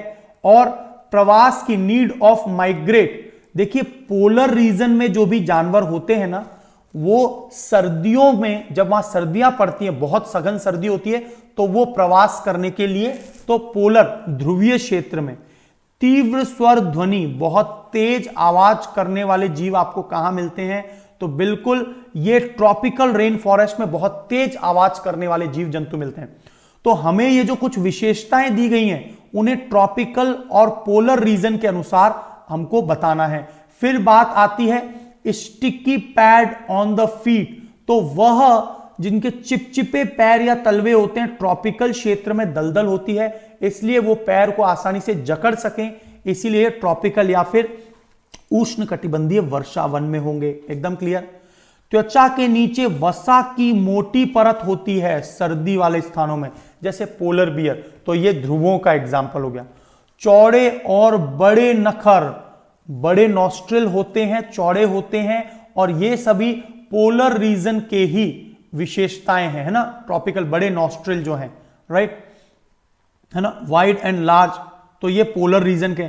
चटक रंग, चटक रंग का मतलब क्या हो गया, तेज रंग होता है ना, ब्राइट कलर होता है, तो ये हमेशा ट्रॉपिकल रीजन में, क्योंकि ट्रॉपिकल रीजन में गर्मी बहुत ज्यादा पड़ती है। आपको पता होगा सऊदी अरब या फिर अरबिक कंट्रीज जहां पर गर्मी ज्यादा पड़ती है, वो हमेशा सफेद ड्रेस पहनते हैं, तो चमक वाली, तो ये चटक रंग उनका होता है। मजबूत पूंछ, मजबूत पूंछ किसकी होती है बताइए, स्ट्रॉन्ग टेल, तो ये ट्रॉपिकल रेन फॉरेस्ट की, क्योंकि मजबूत पूंछ क्या है, इनको कूदने में मदद करती है। काजी साहब क्वेश्चन को गलत मत करिए यार, मैंने बोला राजस्थान का चेरापूंजी है झालावाड़। चेरापूंजी तो मेघालय में स्थित है। मैंने बोला which is the Cherrapunji of Rajasthan, Rajasthan में सबसे ज्यादा वर्षा कहां होती है, तो मैंने बोला झालावाड़। भारत में राइट है ना, एक प्रश्न आता है भारत का मैनचेस्टर किसे कहते हैं, तो आप देते हैं उत्तर अहमदाबाद, लेकिन क्या वो मैनचेस्टर है? मैनचेस्टर तो इंग्लैंड में है। तो मेरी बात क्लियर हो गई होगी अब आपको एकदम, यस और नो, ठीक है। तो इसी तरह से मैंने बोला राजस्थान का Cherrapunji is what, Jhalawar, and Jhalawar is the district, ठीक है, जहां से वसुंधरा राजे की सीट है, ठीक है। चलो अब बात आ रही है लंबी और बड़ी चोंच। लंबी और बड़ी चोंच ये किसका है बताइए, पोलर का है या ट्रॉपिकल? ट्रॉपिकल रेन फॉरेस्ट में क्या होता है कि पानी के अंदर से चोंच लेकर वो आसानी से अपनी चीजों को खा सके, है ना, बिल्कुल बिल्कुल ठीक है। अब बात आ रही, तो ये पूरा पॉइंट क्लियर हो गया। उष्ण कटिबंधीय वर्षावन जंतुओं की विशाल जनसंख्या को आवास प्रदान करते हैं, ऐसा क्यों है? आपको यह भी पता होगा, आपको यह भी पता होगा उष्ण कटिबंधीय वर्षावन में बहुत अलग अलग प्रकार के जैव विविधता पाई जाती है। 7 अलग अलग प्रकार के फाइलम्स पाए जाते हैं, 9 में से 7 फाइलम्स यहां पाए जाते हैं। ये सभी जीव जंतु इसलिए हैं क्योंकि यहां पर प्रचुर मात्रा में आवास, अच्छा आवास है, और फूड वेव, खाद्य जाल इतना सघन है, और इसीलिए क्या है यहां पर क्या देखने को मिलता है कि यहां पर बहुत बड़ी संख्या में आवास है। तो मैक्सिमम जीव जंतु जो है ना, आपको पता होगा कि 23.5 डिग्री से 23.5 डिग्री के बीच में रहते हैं। जो ट्रॉपिकल रेन फॉरेस्ट या उष्ण कटिबंधीय वर्षावन में सबसे ज्यादा जीव जंतु पाए जाते हैं। क्या मेरी बात एकदम क्लियर है आपको? यस और नो क्लियर होती जा रही है? चलिए आगे बढ़ते हैं। उदाहरण सहित समझाइए कि किसी विशेष जलवायवीय परिस्थिति में कुछ विशिष्ट जंतु ही जीवन यापन क्यों कर पाते हैं। किसी विशेष परिस्थिति में, है ना, कुछ विशेष जंतु जीवन यापन क्यों कर पाते हैं? क्योंकि उनके अंदर वो अनुकूलन क्षमता पैदा हो जाती है समय के साथ साथ। जैसे मैं एक आपको बहुत बेहतरीन उदाहरण बताता हूं। आपने एक जानवर का नाम सुना होगा, पेंगोलिन। पेंगोलिन, और पेंगोलिन के ऊपर स्कल्स पाए जाते हैं, हार्ड चमड़िए। यदि बड़े बड़े जानवर भी, जैसे शेर, बाघ, उसके चमड़ी को खाना चाहे तो उसे खा नहीं सकते, जैसे नाखून होता है हमारा, राइट। तो पेंगोलिन एक जानवर है, और आपने देखा होगा पेंगोलिन का तो अभी कोरोना पेंडेमिक में भी बहुत ज्यादा चर्चा में आता है। तो पेंगोलिन जो है, इसने अपने शरीर को कई हजारों वर्षों, कई लाखों वर्षों में इतना एडवांस कर लिया। तो प्रकृति के साथ साथ इनमें ये गुण आते जाते हैं और वो उनको अपने अनुकूल बनाते चले जाते हैं, राइट। उदाहरण सहित समझाइए कि जलवायवीय परिस्थिति में कुछ विशिष्ट जंतु जो हैं वो जीवन यापन करते हैं। तो सबसे पहले मेंढक का उदाहरण दे दीजिए। मेंढक में फेफड़े भी होते हैं और त्वचा से भी श्वसन ले सकता है। इसके अलावा दूसरा पॉइंट आता है मछलियां, तो उनमें गिल्स पाए जाते हैं। ऑक्टोपस, तो ऑक्टोपस उच्च दाब को सहने की क्षमता रखता है, बहुत नीचे पानी में रहता है इसलिए। इसके अलावा और बात करें तो ब्लू व्हेल और डॉल्फिन्स, तो उनमें इस तरह का प्रक्रिया होता है कि वो श्वास लेने के लिए बार बार ऊपर आती हैं, ऑक्सीजन लेके वापस चली जाती हैं, क्योंकि वो मैमल्स हैं, राइट। तो उदाहरण सहित आपको एकदम पॉइंट क्लियर हो गए होंगे। उष्ण कटिबंधीय वर्षावन में रहने वाला हाथी किस प्रकार से अनुकूलित है? तो बिल्कुल हाथी के लिए तो आपको पता होगा कि हाथी एक ग्रेगेरियस जीव है। ग्रेगेरियस का मतलब जो हमेशा झुंड में पाया जाता है। तो एक तो क्या है कि ये, इसकी नाक जो होती है ना, नोज, इतनी सेंसिटिव होती है कि बहुत दूर से ही इसको स्मेल, सुगंध आने लगती है। दूसरा पॉइंट है, और ये क्या करता है, पानी दूर भी है तो ट्रंक की मदद से उसको सक कर लेता है, अपने आप को नहला भी देता है, वो तो आपने खैर देखा ही है। और इसके जो दांत हैं वो इतने कठोर होते हैं कि बड़े बड़े पेड़ पौधे पत्तियों को, खासकर गन्ने वगैरह को भी खा जाता है। और इसके कान इतने बड़े होते हैं, 2 मीटर तक फैल जाते हैं। सोचिए आप, 2 मीटर तक की चौड़ाई में। तो बहुत ही मंद स्वर भी होता है, वो इन्हें सुनाई देता है। हाथियों के अंदर जो लीडर होती है ना, सबसे बुजुर्ग जो मादा होती है वही हाथी में लीडर होती है। मतलब हाथियों के झुंड में मैट्रियार्की है। मैट्रियार्की मतलब हो गया मात्र सत्तात्मक। तो हाथियों में ये सभी गुण पाए जाते हैं। इसके अलावा ईयर्स हेल्प, और सबसे खास बात है, इतना बड़ा जानवर है, इसका दिमाग भी तो गर्म होता होगा कि नहीं। है ना, हर चीज, जैसे जो भी इंजन चलता है, अब हमारे शरीर का इंजन क्या है, दिमाग है, तो इस इंजन को ठंडा करने के लिए जब ये अपने कान फड़फड़ाते हैं तो इनके पूरे दिमाग में ठंडक पै जाती है ना, ठंडक पै गई भाई। तो ये हाथी जो है बहुत आसानी से उस गर्म मौसम में भी रह पाते हैं और अपने आप को पानी के अंदर भी ले जाते हैं, ठंडा कर लेते हैं। तो इस प्रकार से ये जो है, और वहां पर जो आवश्यकता है, किसकी आवश्यकता है, खाद्यान्न की कोई कमी नहीं है। और अब भारत में तो कॉरिडोर्स की बात आ रही है दोस्तों, कॉरिडोर्स क्या होते हैं, राइट, कॉरिडोर्स, तो एलिफेंट कॉरिडोर, तो वाइल्ड लाइफ सेंचुरी के तहत हमें कुल वर्तमान में जो 2017 की रिपोर्ट आई है ना, उसके बाद कुल हमें 111 एलिफेंट कॉरिडोर भी बनाने। तो ये सारे पॉइंट है ना। हाथी पागल क्यों हो जाता है यार, मैंने भी नहीं पता ये तो क्यों हो जाता है ना। हाथी को कुछ ना कुछ तो होता होगा, कुछ ना कुछ नहीं मिलता होगा बेचारे को, तो पागल हो जाता होगा वो, है ना। एग्जैक्टली मुझे नहीं पता भाई। आदमी पागल तभी होता है जब उसकी डिमांड पूरी नहीं होती है ना। तो और भी कई कारण हो सकते हैं, आप जरूर खोजना इस पर। कैलाश राज जी ने बड़ा भयंकर क्वेश्चन पूछ लिया है और आपके गुरुजी इसका आंसर दे नहीं पाएंगे। तो हाथी पागल क्यों हो जाता है ना, तो I can not give any answer about this. बहुत बढ़िया बेटा, आप इतने शानदार प्रश्न पूछते हैं। चलिए सही विकल्प को चुनिए। कोई मांसाहारी जंतु जिसके शरीर पर धारियां होती हैं, शिकारी को पकड़ते समय बहुत तेजी से भागता है, इसके पाए जाने वाली संभावना कहां होगी। तो देखिए शिकारी बहुत तेजी से भाग रहा है, धारियां हैं, इसलिए कि वो अपने आप को कैमोफ्लेज कर ले मतलब छुपा ले। तो ऐसा सब क्या है, किरण कुमारी जी, कैलाश राज जी पूछ रहे हैं कि हाथी पागल क्यों हो जाता है। मुझे नहीं पता यार, है ना।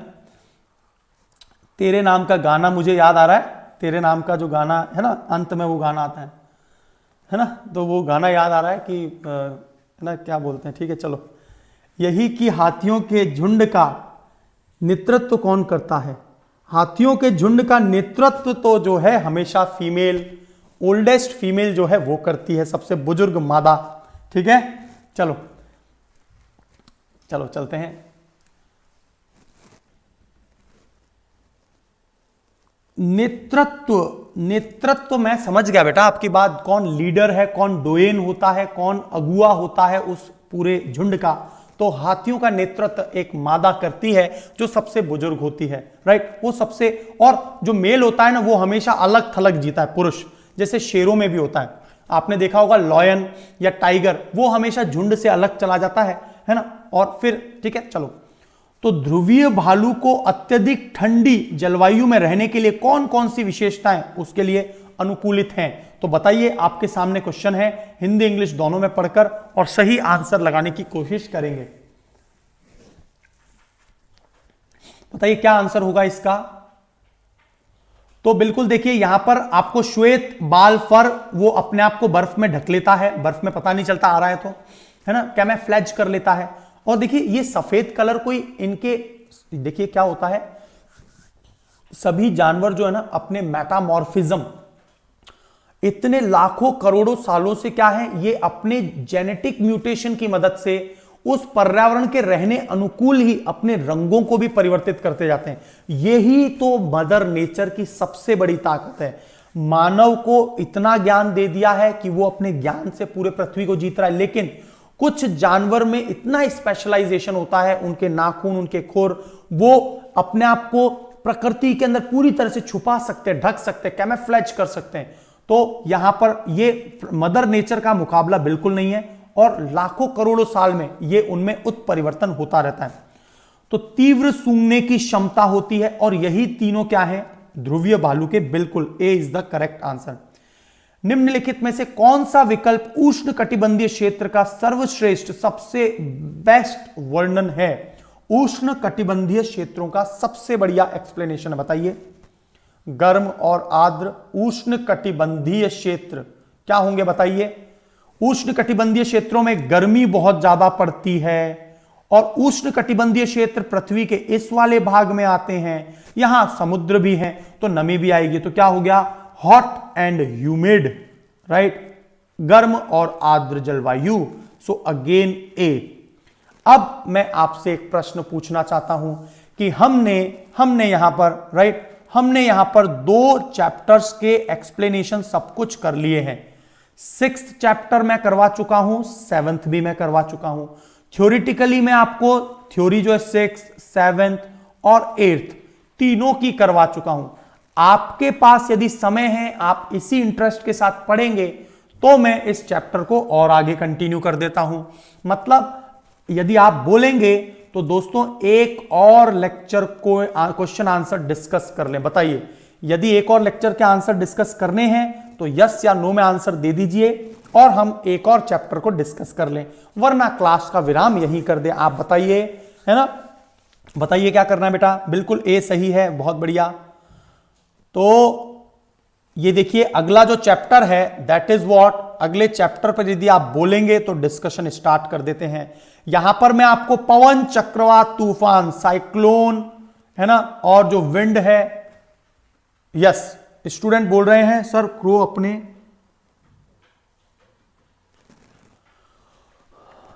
अभी देखो कितने खतरनाक प्रश्न पूछ रहे हैं। बहुत बढ़िया। प्रचित पटेल, बिल्कुल कंटिन्यू करते हैं। यदि आप बोल रहे हैं तो इस सीरीज को कंटिन्यू करते हैं। अभी एक और चैप्टर पर क्वेश्चन आंसर डिस्कस करते हैं। आप लोग सभी पार्टिसिपेशन करना ज्यादा से ज्यादा, है ना, मैं समय भी दूंगा आपको। शिक्षा यदुवंशी ने सही आंसर दिया, सभी लोग यस बोल रहे हैं। क्लास को कंटिन्यू करते हैं, चलिए बहुत बढ़िया। अब एक बात बताइए, हमारे जो प्राची पटेल हैं वो पूछ रही हैं कि बच्चों को अपने पास क्यों नहीं रखता। कौवा एक मकरा जीव होता है ना, वैसे वो उसका नेचर है। हाँ बताइए, कौवा एक मकरा जीव होता है और वो चाहता नहीं अपने बच्चों को रखना, तो वो क्या करता है, कोयल के उसमें अंडे दे के आ जाता है। अच्छा एक बात बताओ मेरे को, क्या ऐसा संभव है? एक बार आप कैलकुलेशन करना, टोटल नंबर ऑफ क्रोज, वैसे आजकल पता नहीं क्या हो गया, कौवे दिख ही नहीं रहे, कौवे पता नहीं कहां चले गए हैं, उनके ऊपर तो कोई रिसर्च भी नहीं करता, है ना। तो क्रोज जो हैं वो धीरे धीरे कम हो रहे हैं, लेकिन जितने नंबर ऑफ क्रोज हैं इस नेचर में उसकी तुलना में कई गुना कम कोयल हैं। तो मेरे को एक बात बताओ यार, कि क्या सभी कौवे कोयल के वहां पर अंडे देकर खुश राजी होते हैं क्या? कौवे अपने अंडे स्वयं भी पालते हैं, ऐसी बात नहीं है। हाँ कभी कभार कोई मकरी कौवी है तो वो हो सकता है, मकरे का मतलब होता है, मकरे का मतलब होता है जो काम चोर कौवा है। एकदम क्लियर, ठीक है। आर यू मकरा और नॉट, आप हैं या नहीं, काम में मन लगता है कि नहीं लगता, बताइए। तो मेरे हिसाब से आपको बात समझ में आ गई होगी कि कौवे लार्ज नंबर में है। इट इज नॉट पॉसिबल कि सभी कौवे कोयल के घोंसले में जाके अंडे दे देंगे, ठीक है। और कोयल भी इतनी पागल नहीं है कि उससे कभी कुछ दिख ही नहीं रहा, अंडे देने में समय लगता है बेटा, ये सारी बातें, ठीक है। बहुत बढ़िया। बेवफा है, बाप रे बाप, ऐसे ऐसे भारी भारी शब्द, बहुत बढ़िया। बेवफा है, बहुत बढ़िया। ये भी रेड बुक में जाने वाला है, बहुत बढ़िया। चलो तो अब हम लोग क्वेश्चन आंसर को स्टार्ट करें। चलिए तो अगले प्रश्न की ओर चलते हैं। आपके इतने भयंकर भयंकर क्वेश्चन के भी मजे आ रहे हैं मुझे जवाब देने में। तो सबसे पहले एक चीज बात कर लेते हैं। देखिए ये पॉइंट आपको सब कुछ एक्सप्लेन कर देगा। तूफान और चक्रवात आने का कारण क्या है, आपको बहुत अच्छी बात यहां पर क्लियर हो जाएगी। तो पहले थोड़ा सा डिस्कशन कर लेते हैं। NCERTs are the unique and best example of work. बिल्कुल सही बात है, इरिटेशन तो होता है, बिल्कुल सही है। चलो, दो क्षेत्रों में यदि तापमान का अंतर हो जाए, मैं आपको समझा रहा हूं कि क्यों तूफान और चक्रवात आते हैं। तो दो क्षेत्रों के बीच में तापमान में अंतर हो जाएगा तो वायु में संवहनी धाराएं उत्पन्न होंगी। संवहनी का मतलब मैंने आपको यह चीज पढ़ाई हुई है कि जो कन्वेक्शन करंट होती है, कन्वेक्शन करंट, है ना, जिसे हम लोग क्या बोलते हैं, संवहनी धाराएं। संवहनी धाराएं, तो संवहनी धाराएं हमेशा सॉलिड में नहीं होती हैं, गैस और लिक्विड में होती हैं। तो वायु में संवहनी धाराएं उत्पन्न होती हैं, गर्म वायु ऊपर की ओर उठती है और न्यून दाब क्षेत्र बनाती है। तो आपको पता है जहां पर भी गर्मी ज्यादा पड़ती है वहां पर वायु हल्की होकर ऊपर उठती है और ठंडी वायु क्या करती है, न्यून दाब वाले क्षेत्र की ओर अग्रसर होने लगती है ना। और इसी प्रकार से साइक्लोन भी आते हैं, चक्रवातों का कारण भी यही है, राइट, आगे चलें। अब देखिए ठंडी वायु न्यून दाब वाले क्षेत्र की ओर प्रवाहित होने लगती है, बहने लगती है।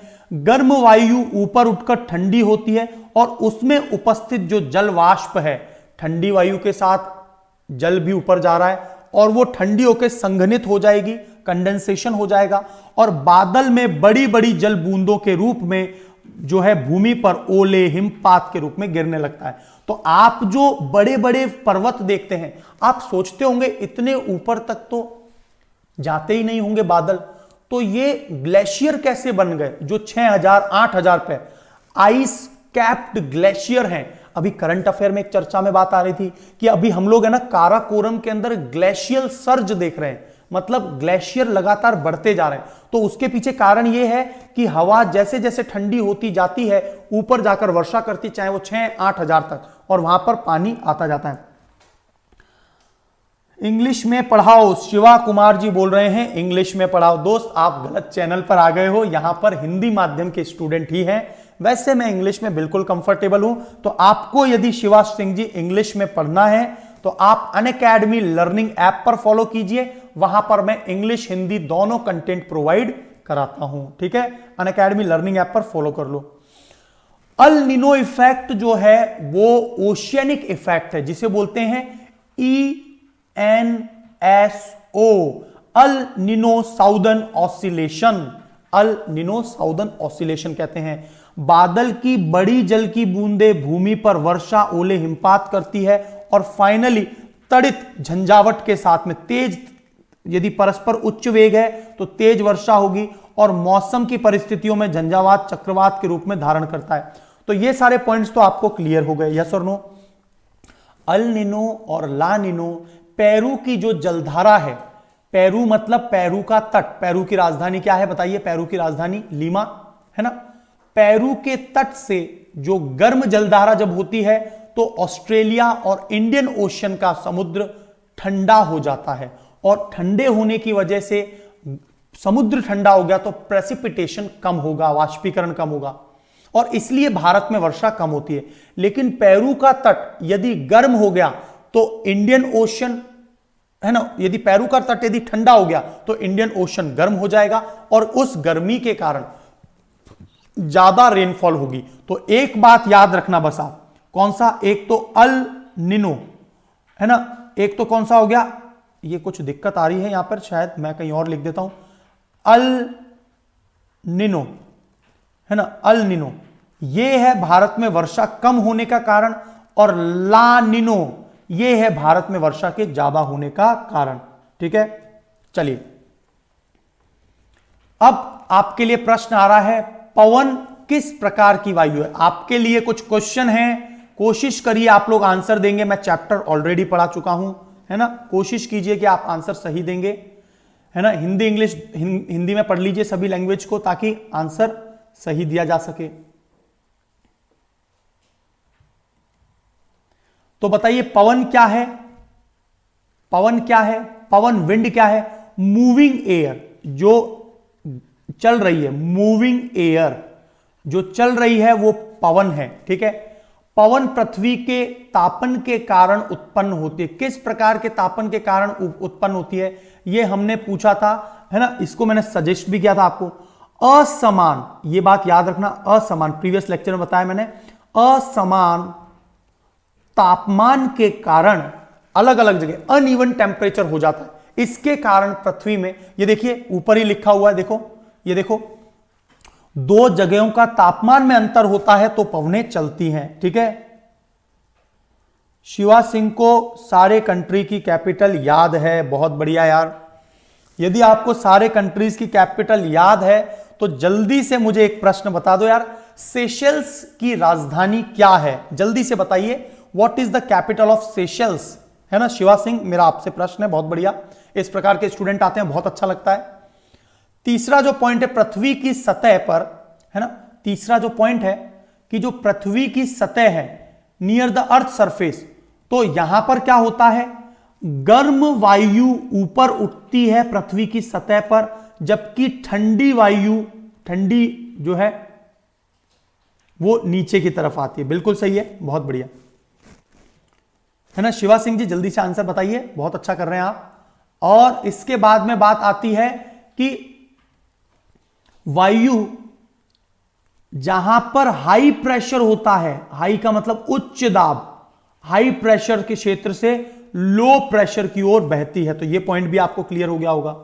आपने बहुत देर कर दी यार Shiva Kumar ji, I don't know. आप तो बोल रहे हैं कि आपको सारे कंट्रीज की कैपिटल याद है, लेकिन कोई बात नहीं। तो बहुत सारी चीजें दुनिया में याद करने को हर चीज आती भी नहीं है, और सारी चीजों को याद रखना जरूरी भी नहीं होता। हमें टू बी पॉइंट चीजें याद हो तो बहुत अच्छी बात है ना। चलो, तो अब बात करते हैं किसी दिए गए स्थान पर, आप में से कौन बताने वाला है मुझे सेशल्स की राजधानी, मॉरिशस की राजधानी बता दीजिए। चलिए, मॉरिशस की राजधानी, मालदीव की राजधानी बता दीजिए। तीनों तो इंडियन ओशन के ही द्वीप हैं। यस और no, capital of these. Very good.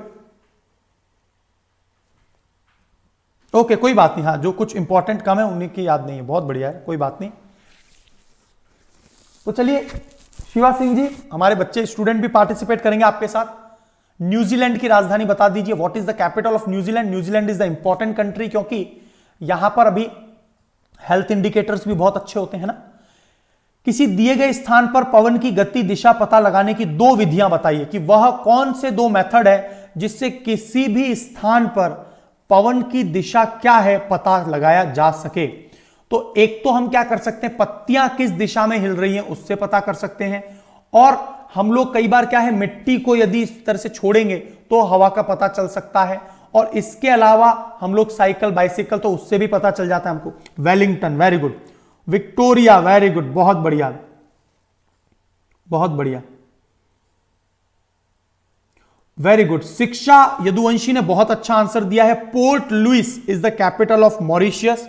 Seychelles की राजधानी बिल्कुल ठीक है। और मालदीव की राजधानी माले, और न्यूजीलैंड की राजधानी है Wellington. Very good, Wellington is the capital of New Zealand. Very good, चलो बहुत बढ़िया करा आपने। तो यहां पर इस तरह के ये जो मेथड है इनसे हम पता कर सकते हैं। देखिए अगला प्रश्न है, ऐसे कोई दो अनुभव बताइए जिनसे आपको ऐसा अनुभव हुआ हो कि वायु दाब डालती है।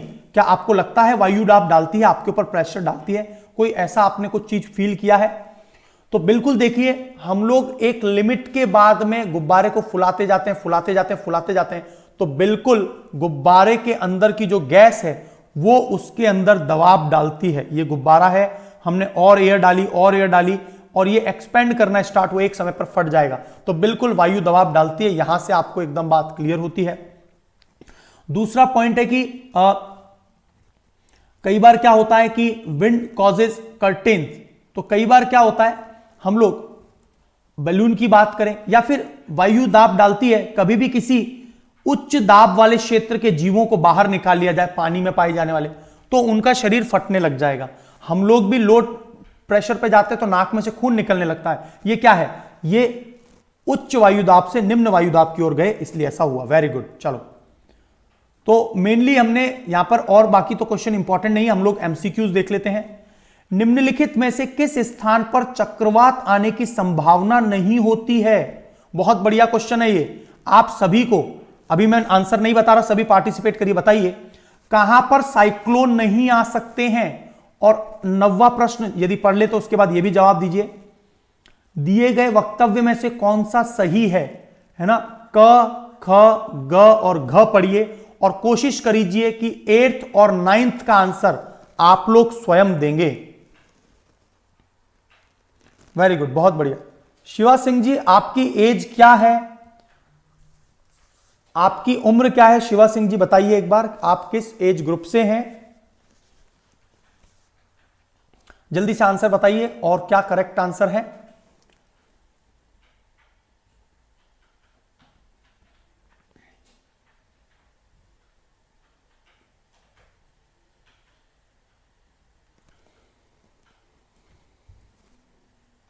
तो 8वें का सी आ गया है। वेरी गुड, बिल्कुल सही दिया है आंसर, बहुत बढ़िया। प्रिंस ने बिल्कुल सही दिया है 8वें का सी, क्योंकि चेन्नई, मंगलोर और पुरी, तो मंगलोर आपको पता है कर्नाटका में आता है और यह एक तटवर्ती शहर है।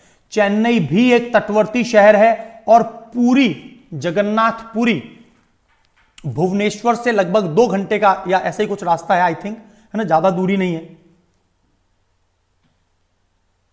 है ना। ठीक है, बिल्कुल जब तेज आंधी आती है तो हमें बिल्कुल उड़ाकर ले जाती है, बिल्कुल सही बात है, ऊपर के परखच्चे उड़ा देती है। क्यों? क्योंकि हवा अंदर से ऐसे प्रेशर मारती है इसके ऊपर की ओर, राइट। यदि ये कोई झोपड़ी है और ये इस तरह से, तो हवा अंदर जाके इसको ऊपर की तरफ प्रेशर मारती है। ये भी बेहतरीन एग्जाम्पल है, बहुत बढ़िया। तो बिल्कुल सही बोला है, 8वें का सही बोला है। 9th के क्वेश्चन का आंसर दीजिए, what will be the correct answer. 9th में क्या सही आंसर होगा, हिंदी इंग्लिश में दोनों में पढ़ लीजिए। तो शीतकाल में पवन थल से सागर की ओर चलती हैं। अब बताइए ये पॉइंट सही है क्या? 8th में बिल्कुल सही है बेटा, अमृतसर हो गया। 9th में बताइए, देखिए ध्यान से सुनिए, ध्यान से सुनिए। ये यदि कोस्टल लैंड है, राइट, लाइक वाइक करते चलना दोस्तों, आप बिल्कुल फ्रेश आए तो लाइक वाइक करते चलना है ना। यदि ये कोस्टल लैंड है और यहां पर क्या होगा, जब गर्मी ज्यादा पड़ती है ना दोस्तों, गर्मी ज्यादा पड़ रही है, मतलब जो ग्रीष्म ऋतु का समय, तो उस समय ये धरातल बहुत ज्यादा गर्म हो जाता है, पानी कंपैरेटिवली ठंडा रहता है। और इसीलिए क्या होता है कि जो ग्रीष्म ऋतु है ना, उसमें जो विंड्स चलती हैं वो ओशियन से और टेरिटोरियल भूभाग पर चलती हैं। लेकिन यहां पर क्या बोला है, शीतकाल में। शीतकाल में उल्टा होगा, शीतकाल में ये भूमि वाला भाग ज्यादा ठंडा हो जाएगा और यहां पर ये गर्मी ज्यादा रहेगी। तो इसलिए बिल्कुल थल से सागर की ओर चलती हैं। तो क बिल्कुल सही है। ग्रीष्म काल में पवन थल से सागर की ओर चलती है, बिल्कुल नहीं। ग्रीष्म काल में तो मैंने आपको बता दिया कि जल से थल की ओर चलती हैं।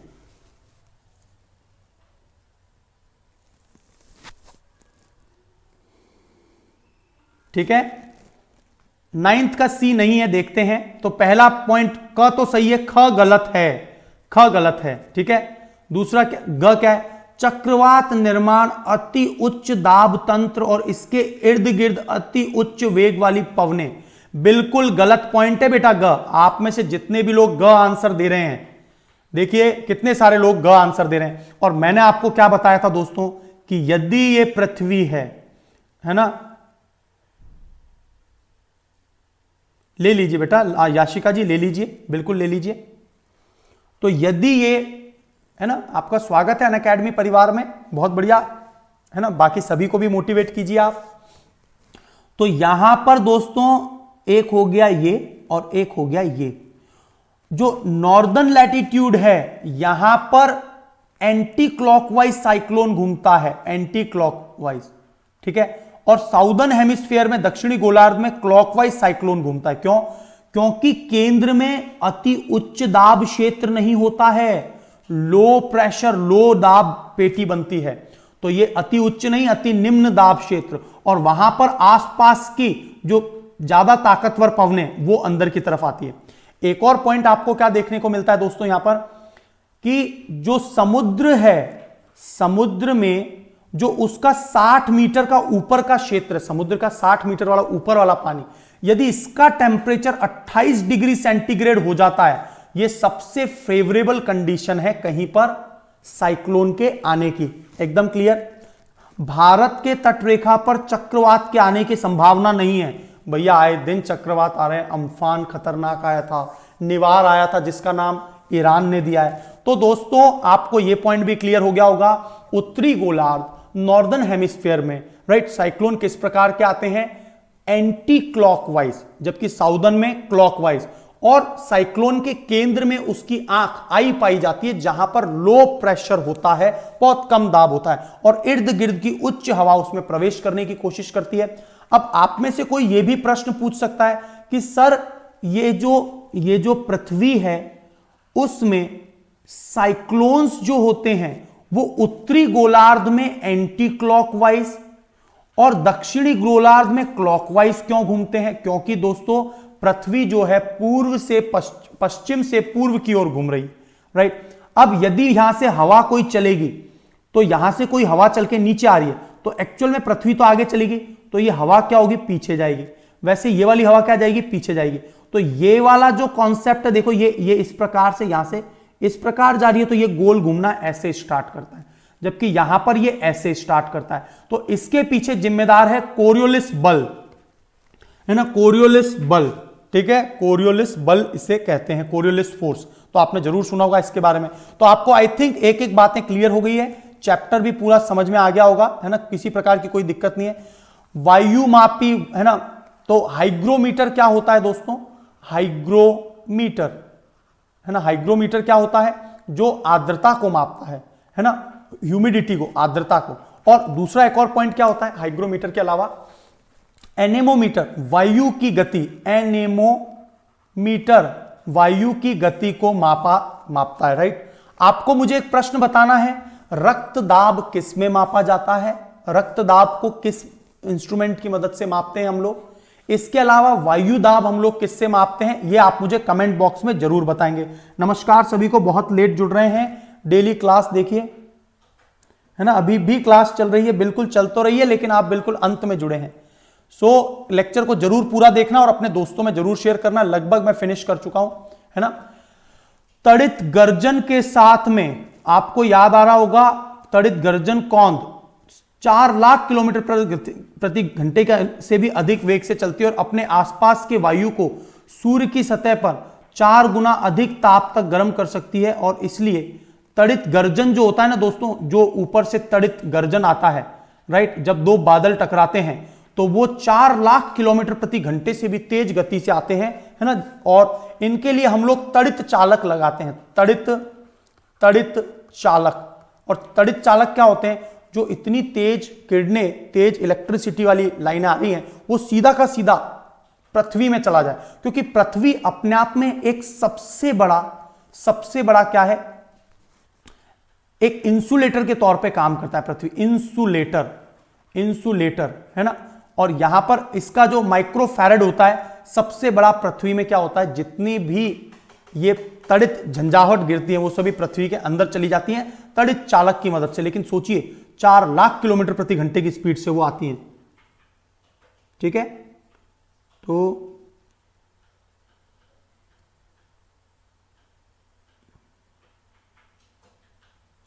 बेटा कहां से होकर नहीं निकलती है, ये पूछा है। ताप्ती नदी कौन से पर्वत से होकर निकलती है?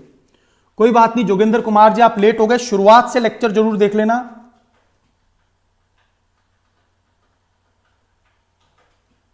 बिल्कुल बिल्कुल मार्गदर्शन पर तैयार है, तो आप बेटा अनअकैडमी लर्निंग ऐप पर मुझे फॉलो कर लीजिए सभी दोस्तों, है ना। आज 5 PM और 8 PM पर मेरी क्लास आने वाली है, 5 PM एंड 8 PM।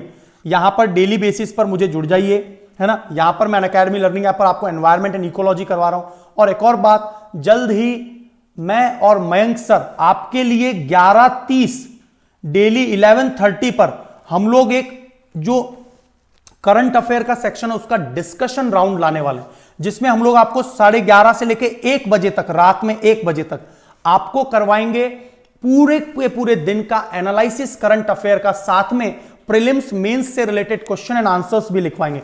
तो दोस्तों आप जरूर ज्वाइन करना। मयंक सर और मैं आपके लिए रेगुलर बेसिस पर इस प्रकार की क्लासेस जो है 21 तारीख से स्टार्ट कर रहे हैं, राइट। तो करंट अफेयर का इस प्रकार का महा डिस्कशन, ये जो समाचार मंथन है, वो हम लोग 11:30 से स्टार्ट करने वाले हैं, है ना। 21 तारीख को रात 11:30 से स्टार्ट हो जाएगा, आपको कंप्लीट एनालिसिस मिलेगा, ठीक है।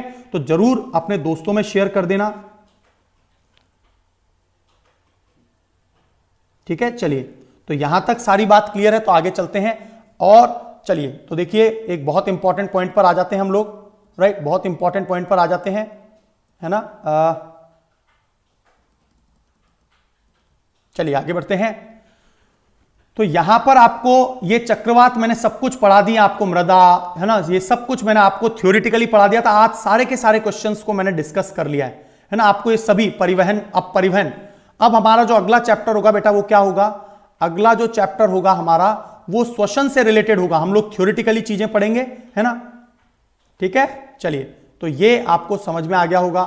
और अब एक और बात ध्यान से सुनिए, आप मेरे रेफरल कोड की मदद से, दैट इज व्हाट, RPSir10, इसकी मदद से अनअकैडमी के कॉम्बैट में, अनअकैडमी लर्निंग ऐप के कॉम्बैट में जुड़ जाइए और एग्जाम में अभी एनरोल हो जाइए। क्योंकि 20 तारीख को 20 तारीख को आपका ये एग्जाम होगा 11 AM पर। आप सभी को पार्टिसिपेट करना है। 60 क्वेश्चंस आएंगे, 45 मिनट होंगे, है ना। बिल्कुल जस्सा सिंह जी, रात को 11:30 पर। ममता देवी ने बिल्कुल सही आंसर दे दिया है। स्फिग्मोमैनोमीटर, वायु रक्त दाब को स्फिग्मोमैनोमीटर में मापा जाता है। वेरी गुड, स्फिग्मोमैनोमीटर में। बहुत बढ़िया, बहुत बढ़िया। तो 45 मिनट्स का होगा ये पेपर। आप सभी को पार्टिसिपेट करना है और ऐसे अभी 12-13 और एग्जाम्स होने हैं। You can win the Apple MacBook, Apple iPod.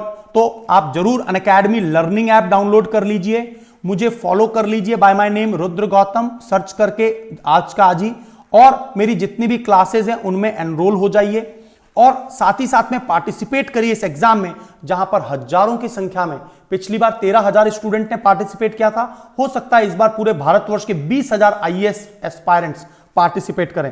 तो है ना, ये बेटा ऐप पर होता है, ऐप पर जाएंगे, ठीक है, ठीक है। मैं बेटा लैपटॉप से पढ़ा रहा हूं, है ना, लैपटॉप से, ठीक है। तो 6 month remaining only for the exam of prelims. और प्रीलिम्स देखिए दोस्तों, आपको प्रीलिम्स पर भी फोकस करना है और मेंस पर भी फोकस करना है। तो प्रीलिम्स के लिए डेडिकेटेड इस प्रकार के कोर्सेज आ गए, क्योंकि 6 महीने बचे हैं केवल। तो फैकल्टी मेंबर जो टॉप नॉच फैकल्टीज हैं, ये आपके लिए कोर्स बनाया हुआ है, इन्होंने स्टार्ट हो गया है, 14 दिसंबर से स्टार्ट हुआ है, राइट। आज 17 है। तो आप लोग अनअकैडमी प्लस या आइकॉनिक सब्सक्रिप्शन या ऑप्शनल कोर्सेज ले सकते हैं। यहां पर आपको प्रीलिम्स के पूरे सेक्शन कवर हो जाएंगे, और प्रीलिम्स के सेक्शन यदि कवर हो जाते हैं, और वो केवल 3 घंटे में, डेली बेसिस पर 3 घंटे प्रीलिम्स पढ़ लीजिए, बाकी 8 से 10 घंटे यदि आप मेंस की तैयारी करेंगे हमारे अनअकैडमी लर्निंग ऐप पर, तो अपने आप में कंप्लीटनेस हो जाएगी। तो जब भी आपको लगे दोस्तों आपको सब्सक्रिप्शन लेना है, आपको एक जेन्युइन और सीरियस अटेम्प्ट देना है, तो एक बार आप मुझसे चर्चा कीजिए। मैं आपको बताऊंगा कि मेरे रेफरल कोड RPSIR10, इसकी मदद से मैक्सिमम बेनिफिट भी मिलेगा, आपको गाइडेंस मेंटरशिप भी मिलेगी। तो आपको अब समय आ गया है कि आपको अपनी तैयारी को एक नेक्स्ट लेवल पर ले जाना चाहिए, जिसमें आपको प्रीलिम्स, मेंस, MCQs, पेपर्स, सब कुछ सॉल्यूशन होता है, और थाउजेंड्स ऑफ कोर्सेज है। मैं आपको बताऊंगा आपको किस किस कोर्सेज में एनरोल करके पढ़ना है। 27 June is the date, so this is the final date. और फाइनल एंड वेरी इंपॉर्टेंट कि you will gain the maximum benefit. तो आप मुझे इससे संपर्क कैसे करेंगे? आप मुझे सोशल मीडिया पर सर्च कर लीजिए मेरे नाम से, अनअकैडमी लर्निंग ऐप पर मैसेज कर दीजिए, और आपका मैक्सिमम जो बेनिफिट हो सकता है I can provide from my side. तो ये बात सारी एकदम क्लियर है। यदि आपको, तो आपका कोई मित्र, फ्रेंड भी, दोस्त भी लेना चाहता है इस प्रकार के सब्सक्रिप्शन जो अपने आप में यूनिक है, आप अपने दोस्तों में जरूर शेयर कीजिए। So thank you very much, God bless.